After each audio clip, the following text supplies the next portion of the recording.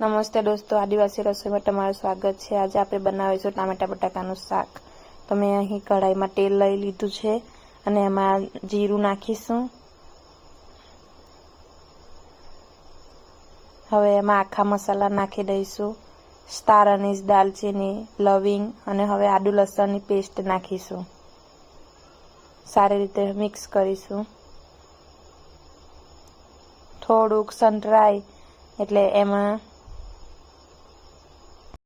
हळदर, धाणा जीરું पाउडर, 2 चमची भरीने धाणा जीરું पाउडर नाखीशुं अने मरचुं। हवे एने मिक्स करीशुं। हवे एमां बटाका नाखी दईशुं। हवे एमां टामेटा नाखीशुं। सारी रीते मिक्स करी लईशुं।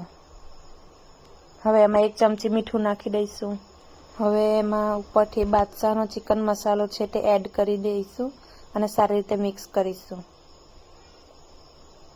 થોડું શેકાય એટલે એમાં જેટલી ગ્રેવી જોઈએ એ પ્રમાણે પાણી નાખી દઈશું। શાકમાં રસું કરી દઈશું। મિક્સ કરી દેવાનું। હવે એને થવા દઈશું। તૈયાર છે ટામેટા બટાકાનું શાક। એમાં ધાણા ઉમેરી દઈશું અને ખીચડી સાથે સર્વ કરીશું।